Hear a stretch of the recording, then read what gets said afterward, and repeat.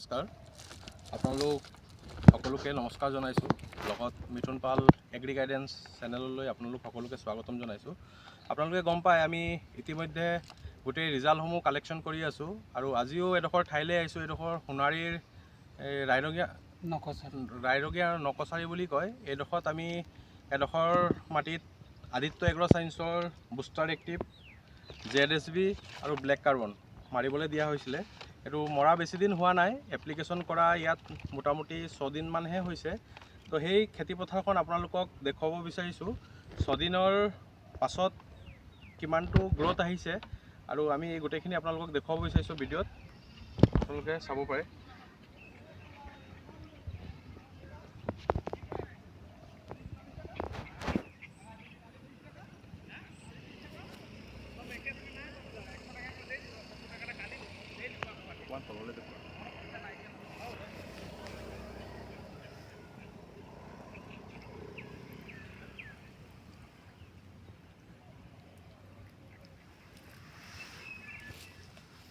হয়, 6 দিনৰ পাছত আপোনালোকে দেখা পাইছে কিমানটো গ্ৰ'থ আহিছে। আমি গোটেই কথাখিনি জানিম। আমাৰ দাদা প্ৰদীপ দাস ডাঙৰীয়াই এইডোখৰ হেৰিত মাৰিছিলে। আমি দাদাৰ লগত গোটেই কথাখিনি জানিব বিচাৰিম। দাদা, ইয়াত আপোনাৰ এই হাল বোৱাৰ পাছত কিমান দিন পাছত আপুনি এইটো 6 দিনৰ পাছত এইখিনি মৰা হৈছিলে? হয়, ৰোৱাৰ 6 দিনৰ পাছত দিছিলে। হয়, পানী কিমান আছিলে সেই সময়ত? পানী আছিলে তেতিয়া 4 ইঞ্চি 5 ইঞ্চি আছিলে, মানে পানীটো ধুনীয়াকৈ পাইছে। আৰু এই তিনিটা আপুনি কেনেকুৱা মিক্স কৰি মাৰিছে নে কেনেকুৱা মাৰিছে? তিনিটা আপুনি ধুনীয়াকৈ মিক্স কৰি মাৰিছে। গোটেইখিনি কভাৰ কৰিছেনে? কৰিছোঁ। হয়, ধুনীয়া এবিঘা 3 ভাগ কৰি লৈছোঁ। ধুনীয়াকৈ এবিঘাত কভাৰ কৰিছোঁ। হয় হয়, অলপকৈ ছটিয়াই গৈছোঁ, একেলগে ছটিওৱা নাই। আকৌ যিখিনি থাকিছে ছটিয়াইছোঁ। আচ্ছা, তো আপোনাৰ ইয়াত DAP বা ইউৰিয়া বা আপুনি পটাছ এনেকুৱা কিবা ব্যৱহাৰ কৰিছে? এইখিনিত নাই দিয়া, অকল DAP দিছোঁ। অকল DAP দিছে। আচ্ছা, ঠিক আছে। আমি দাদাক ধন্যবাদ জনাইছোঁ, যিহেতু আজি 6 দিন মাত্ৰ হৈছে আমি এপ্লিকেশ্যন কৰাৰ পাছত দাদাই কেনেকুৱাকৈ ইয়াক মিক্স আপ কৰি মাৰিলে সেই কথাখিনি আপোনালোকক জনাব বিচাৰিছোঁ।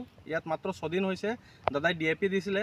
DAP দিয়াৰ পাছত এইখিনি বস্তু মাৰিছে আৰু পাছত আমি গোটেইখিনি কথা আপোনাক জনাম আৰু 20-25 দিন পাছত ধানৰ গ্ৰ'থটো কিমান আহিছে, কি হৈছে গোটেইখিনি আমি জনাম। আমি দাদাক ধন্যবাদ জনাইছোঁ, কাৰণ এতিয়া 37 ডিগ্ৰী হৈছে। এইফালে আমি ছাতি লৈ পথাৰত আহি এইখিনি ৰেকৰ্ডিং কৰিবলগীয়া হৈছে আৰু 20-25 দিন পাছত ইয়াত কি চেঞ্জ হৈছে আপোনালোকক দেখুৱাম। কিন্তু আমি ইয়াতে জনাব বিচাৰোঁ, কাৰণ এই বুষ্টাৰ এক্টিভ যেতিয়াই মৰা হয়, বুষ্টাৰ এক্টিভ মাৰিলে আপোনাৰ শিপাখিনি মজবুত হয়, শিপাবোৰ দূৰলৈকে যাব পাৰে।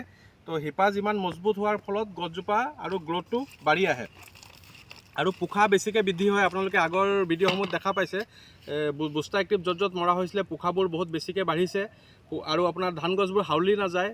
আৰু ইয়াক মৰাৰ ফলত আপোনাৰ গান্ধী পোক, জোক, মাজাকোৱা পোক, চেৰেকা পোক এইখিনিৰ পৰা আপোনালোকে হ্ৰাস পায়। এইখিনি বেমাৰ আজাৰবোৰ কম হয়, পোকৰ সমস্যাখিনি কম হয় আৰু ধানৰ গুটিখিনি ভাল হয়।